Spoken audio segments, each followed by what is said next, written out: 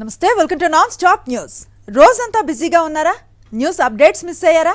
Don't worry, breaks లేకుండా bore కొట్టకుండా non stop news ప్రతిరోజు రాత్రి 9 గంటలకు. నేను అనుశ్రీ.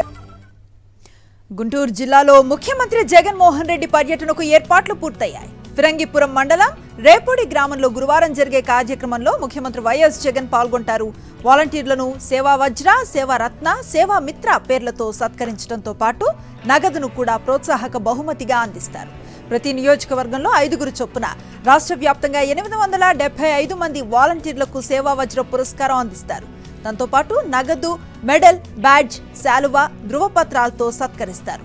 సత్కార కార్యక్రమానికి రాష్ట్ర నలుమూలల నుంచి వాలంటీర్లు పెద్ద ఎత్తున హాజరు కాబోతున్న నేపథ్యంలో అధికారులు పూర్తి స్థాయిలో ఏర్పాట్లు చేశారు.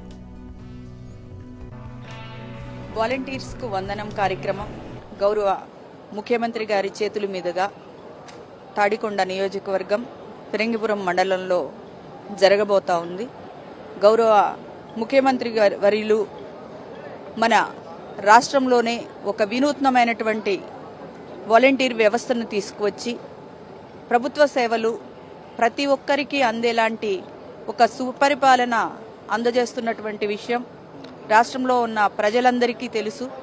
మరి ఈరోజు వాలంటీర్ వ్యవస్థ పెట్టినప్పుడు ఏ వాలంటీర్ని కించపరిచినటువంటి వ్యక్తులే ఈరోజు మేమొస్తే వాలంటీర్స్ని కంటిన్యూ చేస్తాము అనే పరిస్థితి ఈరోజు రాష్ట్రంలో ఉంది. ఆంధ్రప్రదేశ్ పారిశ్రామిక రంగ అభివృద్ధిలో మరో కీలక అడుగుపడింది. రాష్ట్రంలో పలు పరిశ్రమలకు వెలగపూడి రాష్ట్ర సచివాలయం నుంచి పరిశ్రమల శాఖ మంత్రి గుడివాడ అమర్నాథ్ వర్చువల్ గా శంకుస్థాపన, ప్రారంభోత్సవాలు చేశారు.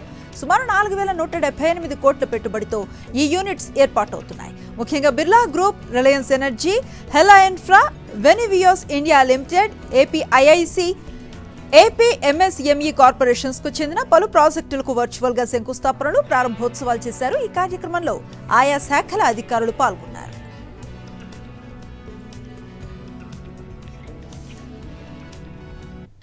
As you are aware, the government, under the dynamic leadership of our Honorable Chief Minister Shri Y.S. Jagannath Reddy Garu, we have taken multiple steps in the last 4.5 years. Probably we are in the last phase of the government. We are coming to the election time. We have seen a rapid growth in the state of Andhra Pradesh in the industrial side. We have been ranked number 1 in ease of doing business for the past 3 consecutive years. We have been a very proactive industrial sector in the state of Andhra Pradesh. రాప్తాడ్లో ఈ నెల 18న జరిగే సిద్ధం బహిరంగ సభకు లక్షలాది మంది YSR Congress party నేతలు, కార్యకర్తలు హాజరవుతారని అన్నారు మంత్రి పెద్దిరెడ్డి రామచంద్రారెడ్డి. రాయలసీమ చరిత్రలో నిలిచిపోయేలా రాప్తాడు సిద్ధం సభకు భారీ ఏర్పాట్లు జరుగుతున్నాయని ఆయన తెలిపారు. చిత్తూరు జిల్లా సత్యవేడు నియోజకవర్గ నేతలు, కార్యకర్తలతో పెద్దిరెడ్డి సమీక్షా సమావేశం నిర్వహించారు. అన్ని సభల కంటే కూడా ఇది మిన్నగా జరుగుతుంది. జన సమీకరణ అంతా కూడా శాసనసభ్యుల బహిస్కంధాల మీద పెట్టాము. శాసనసభ్యులందరూ కూడా ఈ సభకు సమాయత్తమవుతా ఉన్నారు. తప్పకుండా 18వ తేదీ జరిగే సభ మనకు ఎన్నికల ప్రారంభ సభగా మనం చెప్పుకోవచ్చు. రాజధాని అంశంపై వైవి సుబ్బారెడ్డి వ్యాఖ్యలను వక్రీకరించారన్నారు మంత్రి బొత్స సత్యనారాయణ. వైఎస్ఆర్సీపీ స్టాండ్ విభజన హామీలు సాధించడమేనన్నారు. చంద్రబాబు చేసిన పాపాల వల్లే ఈ పరిస్థితి వచ్చిందని, ప్రతిపక్షం చేసే చౌకబారు విమర్శలకు తాము స్పందించాల్సిన అవసరం లేదన్నారు మంత్రి బొత్స. 10 సంవత్సరాలు ఉమ్మడి రాజధాని, 10 సంవత్సరాల్లో అర్ధరాత్రి వచ్చి పరిగెట్టి ఓటుకు నోటు కేసులు వచ్చి అక్కడ వదిలేసి కట్టుబాట్లతో ఇంటికి వచ్చేసాము. చేసిన దొంగ పనికి వచ్చేసాము. అది వాస్తవం కాదా? అది దానికి మళ్ళీ సుబ్బారెడ్డి గారు ఏం చెప్పారో, ఆయన ఏమన్నారో ఒకసారి పరిశీలించుకుంటే తెలుస్తుంది. అంతేగాని అందులో పుల్ స్టాపుల్ని కామాలు తీసి ఎక్కడో మాటను పట్టుకుని దాన్ని వచ్చి అటు ఒక 10 వాక్యం ఇటు 10 వాక్యం చేర్చుకుంటారంటే ఎలాగవుతుంది? ఉత్తరాంధ్రను వైఎస్ఆర్సీపీ అభివృద్ధి చేయలేదన్న లోకేష్ వ్యాఖ్యలపై విమర్శలు వెల్లువెత్తుతున్నాయి. లోకేష్ కళ్లుండే చూడలేని కబోదిలా మాట్లాడుతున్నారని ఉత్తరాంధ్ర ప్రజలు ఆగ్రహాన్ని వ్యక్తం చేస్తున్నారు. సీఎం జగన్ చేసిన అభివృద్ధి లోకేష్ కంటికి కనిపించడం లేదా అని ప్రశ్నిస్తున్నారు. ఉద్దానం సమస్యకు శాశ్వత పరిష్కారం, మూల పోర్ట్, భోగాపురం ఎయిర్పోర్టు పనులు కనిపించడం లేదా అని నిలదీస్తున్నారు. ఇన్ఫోసిస్, యకోహోమా వంటి అంతర్జాతీయ పరిశ్రమలు విశాఖకు రావటం వాస్తవం కాదా అని ప్రశ్నిస్తున్నారు. విశాఖను పరిపాలనా రాజధానిగా అడ్డుకున్నది మీరు కాదా లోకేష్ అని కడిగి పారేస్తున్నారు. హుద్హుద్ సమయంలో భూ రికార్డులను ట్యాంపరింగ్ చేసింది టీడీపీ నాయకులే అంటున్నారు. లోకేష్ వీటన్నింటికీ సమాధానం చెప్పాలని డిమాండ్ చేస్తున్నారు. నారా లోకేష్ కల్లున్న కబోదిలా వ్యవహరిస్తున్నాడని ప్రభుత్వ విప్ కరణం ధర్మశ్రీ విమర్శించారు. లోకేష్ కు బుద్ధిమాంద్యంతో పాటు రెటీనా సమస్య కూడా ఉండుంటుందని చెప్పారు. ఉత్తరాంధ్రలో శరవేగంగా జరుగుతున్న అభివృద్ధి పనులు వారికి కనిపించడం లేదా అని ప్రశ్నించారు. ఎన్నో కొత్త పరిశ్రమలతో ఉన్నవి కూడా విస్తరిస్తున్నాయని చెప్పారు. మొత్తం విశాఖపట్నంలో ఉన్నటువంటి భూములన్నీ ఉదు తుఫాను పేరుతో 5,000 ఎకరాల భూమిని 5,000 కోట్లు విలువైనటువంటి భూముల్ని కబ్జా చేసినటువంటి తెలుగుదేశం నాయకుల్ని అడిగితే సరిపోతుంది. మనం వచ్చిన తర్వాత అధికారంలోకి వచ్చిన తర్వాత ఆ భూములు వెనక్కి తీసుకునేటువంటి పరిస్థితి ఒకటైతే, ఇంతవరకు లోకేష్ పప్పు అని అనేవారు. అంటే దద్దమ్మ ఆయనకేం తెలియదు, నాలిక మందం, ఒళ్ళు మందం, కళ్ళుండి కబోదులాగా కనిపించట్లేదా ఏంటో, నాకు రెటీనా ప్రాబ్లం ఏమో అనుకుంటున్నాను ఆయనకి, లోకేష్కి. నిన్నటిదాకా పోటీకి సిద్ధమంటూ బీరాలు పలికిన నోళ్లు ఇప్పుడు మూతపడ్డాయి. రాజ్యసభ ఎన్నికల నుంచి టీడీపీ తప్పుకుంది. టీడీపీ స్థాపించిన 40 ఏళ్ల తర్వాత తొలిసారి రాజ్యసభలో తన ఉనికిని కోల్పోయింది. రాజ్యసభకు తమ పార్టీ నుంచి పోటీ పెట్టాలని భావించిన పచ్చ పార్టీ అధినేత చంద్రబాబు వాస్తవం గుర్తెరిగి వెనక్కు తగ్గారు. ఎన్నికల వరకు వెళితే అబాస్పాలవటం తప్పదనే భయంతో ముందే వెనక్కు తగ్గారు. బలం లేకపోయినా ఎమ్మెల్యేలను కొనుగోలు చేయడం ద్వారా రాజ్యసభలో తమ పార్టీ అభ్యర్థిని నిలపాలని నిన్నటి వరకు చంద్రబాబు చాలా ప్రయత్నాలు చేశారు. అయితే తన కుట్రలు కుతంత్రాలు ఫలించవని చంద్రబాబుకు ముందే అర్థమైపోయింది. అది కాక ఓటు కోట్లు వెచ్చిస్తే తెలంగాణలో ఎదురైనట్లుగా చేదు అనుభవం ఇక్కడ కూడా తప్పదనే భయం పచ్చ పార్టీ అధినేతను వెంటాడినట్టుంది. పక్క పార్టీల ఎమ్మెల్యేల సంగతి అటుంచితే సొంత పార్టీ ఎమ్మెల్యేలు కూడా ఓటేస్తారో లేదో అన్న భయం చంద్రబాబును వెంటాడింది. చేసేది లేక చివరి నిమిషంలో తాము రాజ్యసభ ఎన్నికల నుంచి వెనక్కి తగ్గుతున్నట్లుగా చంద్రబాబు ప్రకటించుకున్నారు. చంద్రబాబు పవన్లపై మాటల తూటాలు పేల్చారు మాజీ మంత్రి కొడాలి నాని. గుంటనక్క చంద్రబాబు తన బలం సరిపోక బీజేపీ వదినమ్మ, కాంగ్రెస్ చెల్లమ్మ, దత్తపుత్రుడు, ఉత్తపుత్రుడితో వస్తున్నాడని వాళ్ళందరినీ కట్టగట్టి బంగాళాఖాతంలో పడేయాలని అన్నారు. ఒక్కడిగా గెలవలేక నన్ను చూసి జగన్మోహన్ రెడ్డి భయపడుతున్నాడు అంటాడు. సరే రారా బాబు అంటే పక్కన దత్తపుత్రుడు ఉన్నాడా లేడో చూసుకుంటాడు. సరే ఉన్నాడు వెళ్దాం రమ్మంటే ఈ పక్కన ఉత్తపుత్రుడు ఉన్నాడా లేడా అని మళ్ళీ ఈయన చూసుకుంటాడు. సరే ఈడు ఉంటే వదినమ్మ బీజేపీలో ఉంది కదా, వదినమ్మ మన ఢిల్లీ వెళ్ళి వచ్చాడు, వదినమ్మ ముందు ఉండాలి. సరే వీళ్ళు ఉన్నారు సరే అంటే మళ్ళీ ఇప్పుడు కొత్తగా కాంగ్రెస్ చెల్లెమ్మని తెచ్చుకున్నాడు, వెనకాల పెట్టుకున్నాడు. సరే బయలుదేరరా వెళ్దామంటే వెళ్ళి హైదరాబాద్లో కూర్చున్నాడు. ఇంక ఎన్నికలు 15 రోజులు ఉంటాయి. ఢిల్లీ వెళ్ళి వచ్చాడు. అమిత్ షా ఏం చెప్పాడు, నువ్వు బాధ్యత తీసుకుని మాకు 150 సీట్లు ఇమ్మని చెప్పినట్టున్నాడు. పేదలను గుండెల నిండా నింపుకున్న పార్టీ వైఎస్ఆర్సీపీ అని party regional coordinator Chevireddy Bhaskar Reddy అన్నారు. ప్రకాశం జిల్లా దర్శిలో వైఎస్ఆర్సీపీ కార్యాలయాన్ని మాజీ మంత్రి బాలినేని శ్రీనివాసరెడ్డితో కలిసి ప్రారంభించారు. సీఎం జగన్ ప్రజాబలంతో ముందుకు వెళుతున్నారని చెవిరెడ్డి చెప్పారు. అసంతృప్తులు, మనస్పర్ధలను పక్కన పెట్టి అందరం కలిసి జగన్మోహన్ రెడ్డిని మళ్లీ ముఖ్యమంత్రిని చేసుకోవాలని పిలుపునిచ్చారు. బూచేపల్లి శివప్రసాద్ రెడ్డిని గెలిపించుకునేందుకు కార్యకర్తలంతా సమిష్టిగా పనిచేయాలని మాజీ మంత్రి బాలినేని శ్రీనివాసరెడ్డి కార్యకర్తలకు పిలుపునిచ్చారు. ఖచ్చితంగా పార్టీ సామాన్యుడికి మేలు చేసినటువంటి పార్టీ, పేదలని గుండెల నిండా నింపుకున్న అభిమానంతో మంచి చేసిన పార్టీ మా పార్టీ ఎడల ప్రజలలో ఉన్నటువంటి మంచి అభిప్రాయం. పార్టీ మార్పుపై నెల్లూరు ఎంపీ రూరల్ నియోజకవర్గ ఇన్ఛార్జ్ ఆదాల ప్రభాకర్ రెడ్డి స్పందించారు. తాను పార్టీ మారే ప్రసక్తే లేదని, ఏడాది నుంచి ఇదే మాట చెప్తున్నానని స్పష్టం చేశారు. తనపై వస్తున్న రూమర్స్ ను ఎవరు నమ్మవద్దని తెలిపారు. సీఎం జగన్ ఎక్కడి నుంచి పోటీ చేయమంటే అక్కడి నుంచే చేస్తానని, అధినేతను కలిసిన తర్వాత క్లారిటీ ఇస్తానన్నారు. వేమిరెడ్డి ప్రభాకర్ రెడ్డి మాగుంట శ్రీనివాసులు రెడ్డిని కలిసి నచ్చచెప్పే ప్రయత్నం చేశానని, తన చర్చలు ఫలించలేదని ఆదాల తెలిపారు. పార్వతీపురం మన్యం జిల్లా టీడీపీ నేత లోకేష్ సాలూరు శంఖారావం సభలో జనసేన కార్యకర్తలకు అవమానం జరిగింది. సాలూరు బహిరంగ సభకు హాజరు కావడానికి వచ్చిన జనసేన నేతలు కార్యకర్తలను టీడీపీ క్యాడర్ తిప్పి పంపేసింది. టీడీపీ తీరుపై జనసేన నేతలు అసంతృప్తిని వ్యక్తం చేశారు. జనసేన మండల నియోజకవర్గ స్థాయి నేతలను కూడా టీడీపీ నేతలు పట్టించుకోలేదు. సాలూరు శంఖారావం సభ వద్ద ఆందోళనకు దిగారు జనసేన కార్యకర్తలు.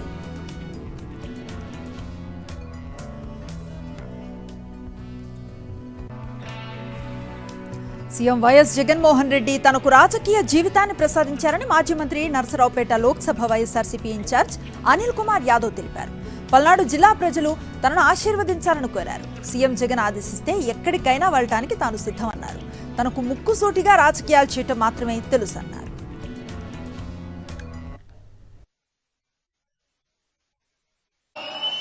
అన్న ఆదేశించాడని ఒకే ఒక మాట కోసం నా సర్వస్వం నెల్లూరు నుంచి మిమ్మల్ని నమ్మి, మీరు ఉన్నారు అని నమ్మి, ఇక్కడ ఉన్న శాసనసభ్యులు ఉన్నారు అని పల్నాడు ప్రాంతం నన్ను గుండెల్లో పెట్టుకుని తీసుకుంటుందని నమ్మి మీ దగ్గరికి వచ్చా. నా నాయకుడికి నిజాయితీగా ఉండటం, నా వాళ్ళ కోసం నిజాయితీగా బతకటం, సర్వస్వం నా జిల్లాని వదిలి నా రాజకీయ భవిష్యత్తు మీ చేతుల్లో పెట్టి వచ్చిన భీమవరంలో పవన్ కళ్యాణ్ పర్యటన కోసం ఏర్పాటు చేసిన హెలిప్యాడ్ విషయంలో ఏవియేషన్ నిబంధనల ప్రకారమే తాము వ్యవహరించామని ఆర్ఎండ్బీ ఇంజనీరింగ్ అధికారి లోకేశ్వరరావు స్పష్టం చేశారు. ఈ విషయంలో తప్పుడు ప్రచారం తగదనన్నారు. హెలిప్యాడ్ కు సమీపంలో అపార్ట్మెంట్లు, చెట్లు, సెల్ టవర్ ఉన్నాయని అందుకనే పర్మిషన్ ఇవ్వలేదన్నారు. మేము విష్ణు కాలేజీలో ఇన్స్పెక్ట్ చేశామండి. ఇన్స్పెక్ట్ చేస్తే అది నామ్స్ ప్రకారం civil aviation norms blue book ఉంటుందండి. అది దాని నామ్స్ ప్రకారం అది బిలో 100 మీటర్స్ లోపు ఏవి హై రైజ్ బిల్డింగ్స్ కానీ, చెట్లు కానీ, ఏమి హెచ్టీ లైన్స్ కానీ, ఎల్టీ లైన్స్ కానీ ఏమి ఉండకూడదండి. ఆ నామ్స్ ప్రకారం మేము ఇన్స్పెక్ట్ చేసి అదే రిపోర్ట్ మేము ఇచ్చామండి. ఏ ప్రాబ్లమ్ 50 మీటర్స్లోనే అన్ని బిల్డింగ్స్ అన్నీ వచ్చినాయండి. పెద్ద పెద్ద high rise buildings, cell towers అన్నీ ఉన్నాయండి. అది సివిల్ ఏవియేషన్ నామ్స్ ఉంటాయండి. అవి దాని ప్రకారం మేము ఇచ్చామండి. తెలంగాణ అసెంబ్లీ వద్ద ఉద్రిక్త పరిస్థితి ఏర్పడింది. సభ నుంచి వాకౌట్ చేసిన బీఆర్ఎస్ ఎమ్మెల్యేలు మీడియా పాయింట్ కు చేరుకోవాలనుకున్నారు. అయితే సభ జరుగుతున్న సమయంలో మీడియా పాయింట్ లో మాట్లాడటానికి వీల్లేదని బీఆర్ఎస్ ఎమ్మెల్యేలను పోలీసులు అడ్డుకున్నారు. స్పీకర్ నుంచి తమకు ఎలాంటి నోట్ రాలేదని బీఆర్ఎస్ ఎమ్మెల్యేలను పోలీసులు నిలదీశారు. కాంగ్రెస్ ది ప్రజాపాలన కాదు, పోలీసు పాలనంటూ బీఆర్ఎస్ ఎమ్మెల్యేలు ఆగ్రహాన్ని వ్యక్తం చేశారు. సభలో మైక్ ఇవ్వరు, బయట కూడా మాట్లాడనివ్వరా అంటూ బీఆర్ఎస్ ఎమ్మెల్యేలు సీరియస్ అయ్యారు. ప్రజాస్వామ్యాన్ని ప్రభుత్వం ఖూనీ చేస్తోందని బీఆర్ఎస్ ఎమ్మెల్యేలు అక్కడే కూర్చొని నిరసన వ్యక్తం చేశారు. తెలంగాణలో మేడిగడ్డ ప్రాజెక్టుపై అధికార కాంగ్రెస్, విపక్ష బీఆర్ఎస్ల మధ్య మాటల యుద్ధం కొనసాగుతోంది. మేడిగడ్డలో నీటిని నింపే పరిస్థితి లేదని కేసీఆర్ హరీష్ కు మేడిగడ్డలో నీళ్లు నింపే అవకాశం ఇస్తాం, చేస్తారా అని రేవంత్ ప్రశ్నించారు. దానికి మాజీ మంత్రి హరీష్ రావు కౌంటర్ ఇచ్చారు. రేవంత్ రెడ్డికి చేత కాకపోతే రాజీనామా చేయమనండి, తాను ముఖ్యమంత్రి అయ్యి చేసి చూపిస్తానన్నారు హరీష్ రావు. మేడిగడ్డ మేడి పండులాక కుంగిపోతే మేడిగడ్డల నీళ్లు నింపడానికి అవకాశం ఉందా అధ్యక్ష? ఇవాళ మీరే సాగునీటి పారుదల శాఖ మంత్రులుగా పనిచేసారు కదా. చంద్రశేఖర్ రావు గారు, హరీష్ రావు గారు ఇద్దరు సాగునీటి పారుదల శాఖ మంత్రిగా పనిచేసారు కదా అధ్యక్ష. ఈరోజు వాళ్ళకే పెత్తనం ఇస్తాం, వాళ్ళనే చేయమని ఉండ్రి. ఈరోజు ఏ రకంగా మేడిగడ్డలో నీళ్లు నింపుతారో, మేడిగడ్డ నుంచి నీళ్లు ఎత్తి అన్నారంలో పోస్తారో, అన్నారంలో నుంచి సుందీలలో ఎట్లా పోస్తారో బాధ్యత వాళ్ళని తీసుకోమని ఉండ్రి అధ్యక్ష. ఏ ఎంక్వైరీ అయినా వేయండి, తప్పు చేసిన వారి మీద చర్య తీసుకోండి. అది నేను శాసనసభలోనే డిమాండ్ చేసిన. దానికి మేమేం భయపడేది లేదు. తప్పు చేయనప్పుడు మాకు ఎటువంటి భయం లేదు, ఎందుకంటే మేము తప్పు చేయలేదు. ఏదైనా టెక్నికల్గా, సాంకేతికంగా సమస్య ఏందో తెలుసుకునే ప్రయత్నం చేయండి. ఇప్పుడు దాదాపు 2 నెలలు దాటి 3 నెలలకు వచ్చింది. ఇంకా మీరు కోడిగుడ్డు మీద ఈకలు బీక్కుంటా బురద చల్లుకుంటూనే ఉంటారా? ఇది వర్కింగ్ సీజన్ కదా. ఈ టెక్నికల్గా ప్రాబ్లం ఏందో తెలుసుకోండి, సమస్యలు తెలుసుకోండి, పరిష్కారం కనుక్కోనండి, యుద్ధ ప్రాతిపదికన పనులు చేయండి, దోషులను కఠినంగా శిక్షించండి. దానికి మేము వద్దనట్లేదు. తెలంగాణ నుంచి 2 రాజ్యసభ అభ్యర్థులను ఏఐసీసీ ప్రకటించింది. రేణుకా చౌదరి, అనిల్ కుమార్ యాదవ్ కు ఏఐసీసీ అవకాశం ఇచ్చింది. మాజీ ఎంపీ అంజన్ కుమార్ యాదవ్ తనయుడే అనిల్ కుమార్ యాదవ్. దీంతో పెద్దల సభలోకి యువకుడు అనిల్ కుమార్ యాదవ్ అడుగుబెట్టనున్నారు. రాజ్యసభ అభ్యర్థుల ఎంపిక విషయంలో అనిల్ కుమార్ యాదవ్ పేరు అనూహ్యంగా తెరపైకి వచ్చింది. యూత్ కాంగ్రెస్ కోటాలో అనిల్ కు అవకాశాన్ని కల్పించింది కాంగ్రెస్ అధిష్టానం. బీఆర్ఎస్ రాజ్యసభ అభ్యర్థిగా వద్దిరాజు రవిచంద్ర పేరును ఆ పార్టీ హైకమాండ్ ప్రకటించింది. పార్టీ ముఖ్య నేతలతో చర్చించాక వద్దిరాజు రవిచంద్రను రాజ్యసభ అభ్యర్థిగా ఖరారు చేశారు కేసీఆర్. అభ్యర్థిత్వం ఖరారు కావడంతో ఆయన గురువారం నామినేషన్ వేయనున్నారు. రవిచంద్రకు గతంలోనూ రాజ్యసభ అవకాశాన్ని కల్పించింది బీఆర్ఎస్. బీజేఎల్పీ నేతగా నిర్మల్ ఎమ్మెల్యే మహేశ్వర్ రెడ్డి ఎన్నికయ్యారు. డిప్యూటీ ఫ్లోర్ లీడర్లుగా Adilabad MLA Payal Shankar, Kamareddy MLA Venkataramana Reddy, BJP chief whip గా పాల్వాయ్ హరీష్, విప్ గా Nizamabad urban MLA Dhanpal Suryanarayana, BJLP సెక్రటరీగా రామారావు పటేళ్లను నియమించింది బీజేపీ అధిష్టానం. ఈ మేరకు అధికార పత్రాలను అసెంబ్లీ అధికారులకు బీజేపీ నేతలు అందజేశారు.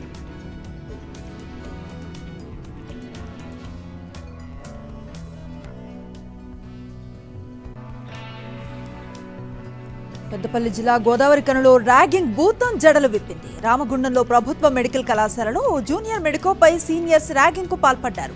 ట్రిమ్మింగ్ మెషిన్ ద్వారా తన తల వెంట్రుకలు తొలగించినట్లుగా బాధితుడు ఆరోపించాడు. ఈ ఘటన కళాశాలలో కలకలం రేపింది. కళాశాలలో నెలకొన్న ర్యాగింగ్ ఘటనపై పోలీసులు విచారణ చేపట్టారు.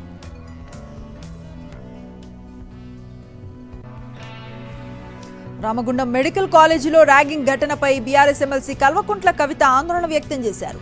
శాసన మండలిలో ఈ అంశాన్ని ప్రస్తావించడానికి అనుమతించాలని కౌన్సిల్ చైర్మన్ ను కోరారు. ర్యాగింగ్ అమానవీయమని, మానవ హక్కుల ఉల్లంఘన అని కవిత అభిప్రాయపడ్డారు. ఇటువంటి సంఘటనల పట్ల ప్రభుత్వం కఠినంగా వ్యవహరించాలని డిమాండ్ చేశారు. రాజ్యసభ ఎన్నికలకు అభ్యర్థులను ప్రకటించింది భారతీయ జనతా పార్టీ. 12 మందితో సెకండ్ లిస్ట్ రిలీజ్ చేసింది. గుజరాత్ నుంచి 4, మహారాష్ట్ర నుంచి 3, మధ్యప్రదేశ్ నుంచి 4, ఒడిషా నుంచి 1 అభ్యర్థులుగా ఎంపిక చేసింది. బీజేపీ జాతీయ అధ్యక్షుడు జేపీ నడ్డా గుజరాత్ నుంచి రాజ్యసభకు వెళ్లనున్నారు. మహారాష్ట్ర మాజీ ముఖ్యమంత్రి అశోక్ చవాన్ సొంత రాష్ట్రం నుంచి పెద్దల సభకు ప్రాతినిధ్యం వహించనున్నారు. కాంగ్రెస్ పార్టీకి రాజీనామా చేసిన అశోక్ చవాన్ నిన్ననే బీజేపీలో చేరారు. గత ఆదివారం రాజ్యసభకు 14 మంది అభ్యర్థులతో తొలి జాబితా విడుదల చేసింది బీజేపీ హైకమాండ్.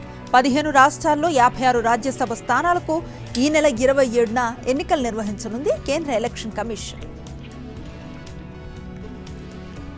2 కేంద్ర మంత్రులను మరోసారి రాజ్యసభకు నామినేట్ చేసింది భారతీయ జనతా పార్టీ. రైల్వే మంత్రి అశ్విని వైష్ణవ్, సమాచార ప్రసార శాఖ సహాయక మంత్రి ఎల్ మురుగన్ కు రాజ్యసభ టికెట్ ను ఖరారు చేసింది. ఒడిషా నుంచి రాజ్యసభకు నామినేషన్ వేశారు రైల్వే మంత్రి అశ్విని వైష్ణవ్. ఆయన అభ్యర్థిత్వానికి బీజేడీ మద్దతునిచ్చింది. ఇక ఎల్ మురుగన్ మరోసారి మధ్యప్రదేశ్ నుంచి రాజ్యసభకు వెళ్లనున్నారు. మధ్యప్రదేశ్లో మొత్తం 5 రాజ్యసభ స్థానాలకు ఎన్నికలు జరుగుతూ ఉండగా బీజేపీకి 4, కాంగ్రెస్ పార్టీకి 1 సీట్ గెలుచుకునే అవకాశం ఉంది. కాంగ్రెస్ మాజీ అధ్యక్షురాలు, parliamentary party chairman Sonia Gandhi Rajya Sabha బాట పట్టారు. రాజస్థాన్ నుంచి రాజ్యసభ ఎన్నికల్లో పోటీ చేసేందుకు జైపూర్లో నామినేషన్ దాఖలు చేశారు. రాహుల్ గాంధీ, ప్రియాంక వాద్రాతో పాటు రాజస్థాన్ మాజీ CM Ashok Gehlot, PCC chief Govind Singh ఈ కార్యక్రమంలో పాల్గొన్నారు. సోనియా గాంధీ రాజ్యసభకు వెళ్లటం ఇదే తొలిసారి. రైతు సంఘాల ఢిల్లీ చలో 2వ రోజు ఉద్రిక్తంగా మారింది. పంజాబ్, హర్యానా సరిహద్దుల్లోనే రైతులను అడ్డుకున్నారు పోలీసులు. ముందుకు చొచ్చుకు వచ్చేందుకు యత్నించిన వారిపై టియర్ గ్యాస్ ను ప్రయోగించారు. దీంతో శంభు బోర్డర్లో మరోసారి ఉద్రిక్త వాతావరణం నెలకొంది. టియర్ గ్యాస్ ను ప్రయోగించేందుకు పోలీసులు విడిచిన డ్రోన్లను గాలిపటాలతో కూల్చేశారు రైతులు. కనీస మద్దతు ధరకు చట్టబద్ధత సహా పలు డిమాండ్లను పరిష్కారం కోరుతూ ఢిల్లీ చలోకు పిలుపునిచ్చాయి రైతు సంఘాలు. దాదాపు 2500 ట్రాక్టర్లు, ట్రాలీల్లో ఢిల్లీ వైపు కదిలిన పంజాబ్ రైతులను నిన్న శంభు బోర్డర్లో అడ్డుకున్నారు హర్యానా పోలీసులు. టియర్ గ్యాస్, రబ్బర్ బుల్లెట్లు, వాటర్ కెనాన్స్ ను ప్రయోగించారు. దీంతో శంభు సరిహద్దు ప్రాంతం రణరంగంగా మారింది. రాత్రి హర్యానా సరిహద్దుల్లో రోడ్లపైనే గడిపిన రైతులు ఉదయం మళ్లీ మార్చి ప్రారంభించారు. అయితే వారిని ఢిల్లీ వైపుకు వెళ్లకుండా కట్టడి చేస్తున్నారు పోలీసులు, పంజాబ్ రైతులు. పంజాబ్ రైతులు, హర్యానా పోలీసుల మధ్య ఘర్షణతో శంభు సరిహద్దు వద్ద మరోసారి హైటెన్షన్ నెలకొంది. లిక్కర్ పాలసీ స్కామ్ కేసులో ఢిల్లీ ముఖ్యమంత్రి అరవింద్ కేజ్రీవాల్ కు మరోసారి సమన్లు జారీ చేసింది ఎన్ఫోర్స్మెంట్ డైరెక్టరేట్. ఈ నెల 19న విచారణకు హాజరు కావాలని కోరింది. మద్యం కేసులో కేజ్రీవాల్ కు ఈడీ నోటీసులు పంపడం ఇది 6వసారి. ఇప్పటి వరకు ఒక్కసారి ఆయన విచారణకు హాజరు కాలేదు. 5 సార్లు కేజ్రీవాల్ సమన్లు ధిక్కరించడంతో ఢిల్లీ కోర్టును ఆశ్రయించింది ఈడీ. ఫిబ్రవరి 17న కోర్టులో హాజరు కావాలని కేజ్రీవాల్ను ఆదేశించారు న్యాయమూర్తి. ఈ క్రమంలో తాజాగా మరోసారి కేజ్రీవాల్ కు నోటీసులు అందడం ఆసక్తికరంగా మారింది. కేజ్రీవాల్ ను అరెస్టు చేసేందుకు బీజేపీ కుట్ర చేస్తోందని ఆరోపిస్తున్నారు ఆప్ నేతలు. తెలుగు రాష్ట్రాలకు గుడ్ న్యూస్ చెప్పింది మోదీ సర్కార్. సికింద్రాబాద్, తిరుపతి నగరాల్లో NIEL IT సెంటర్స్ ఏర్పాటుకు ఆమోదం తెలిపింది. ఇన్ఫర్మేషన్, ఎలక్ట్రానిక్స్, కమ్యూనికేషన్ టెక్నాలజీకి సంబంధించిన రంగాల్లో అత్యున్నత స్థాయి శిక్షణను అందించే 2 కీలక కేంద్రాలకు ప్రభుత్వం పంచజెండా ఊపినట్లుగా కేంద్ర మంత్రి కిషన్ రెడ్డి వెల్లడించారు. ప్రధాని మోదీ, కేంద్ర ఐటీ శాఖ మంత్రి అశ్విని వైష్ణవ్కు ధన్యవాదాలు తెలియజేశారు. NIEL IT చెన్నై ఆధ్వర్యంలో సికింద్రాబాద్, తిరుపతి కేంద్రాలు పనిచేయనున్నాయి. ఒక్కో NII LIT కేంద్రం ద్వారా రాబోయే 3 సంవత్సరాల కాలంలో కనీసం 5,000 మందికి శిక్షణ ఇచ్చేలా ప్రణాళికలను రూపొందించింది కేంద్ర ఐటీ శాఖ. ఎక్కువ నిల్వ సామర్థ్యం, ఎక్కువ శక్తి కలిగిన సోడియం అయాన్ బ్యాటరీలను మార్కెట్లోకి లాంచ్ చేసింది sodium energy company. Lead acid, lithium ion బ్యాటరీలతో పోల్చితే ఈ బ్యాటరీలో ఫైర్ సేఫ్టీ ఎక్కువగా ఉంటుందని, అతి త్వరగా ఛార్జ్ చేయవచ్చని కంపెనీ తెలిపింది. అంతేకాదు రీసైక్లింగ్కి అనుకూలంగా ఈ బ్యాటరీలు ఉండటం వల్ల పర్యావరణానికి అనుకూలంగా ఉంటాయని కంపెనీ ఫౌండర్ బాలపచియప్ప తెలిపారు. ఎలక్ట్రిక్ వాహనాలతో పాటు సాధారణ స్కూటర్స్లో వాడే విధంగా ఈ బ్యాటరీలు తయారు చేస్తోంది సోడియం ఎనర్జీ.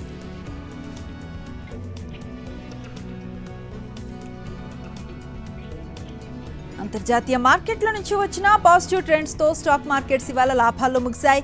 సెన్సెక్స్ 267 పాయింట్స్ లాభంతో 71,822 పాయింట్స్ వద్ద ముగిసింది. నిఫ్టీ 96 పాయింట్స్ లాభంతో 21,840 పాయింట్ల వద్ద ముగిసింది. ఇక సెక్టార్ సూచీలో రియాలిటీ సూచీలో 1.38%, ఆయిల్ అండ్ గ్యాస్ సూచీలు 3.61%, క్యాపిటల్ గూడ్స్ సూచీలో 1.06%, ఆటో సూచీలు 1.34% లాభపడ్డాయి. నిఫ్టీ టాప్ గెయినర్స్ లిస్టులో BPCL 7.30%, SBIN 4.14%, ONGC 3.72%, Coal India 3.33% లాభపడ్డాయి. నిఫ్టీ టాప్ లూజర్స్ లిస్టులో టెక్ఎం 2.81%, సిప్లా 2.35%, డాక్టర్ రెడ్డిస్ 1.30% నష్టపోయాయి. సినిమా విశేషాల సమాహారం స్క్రీన్ 90 ఇప్పుడు చూద్దాం.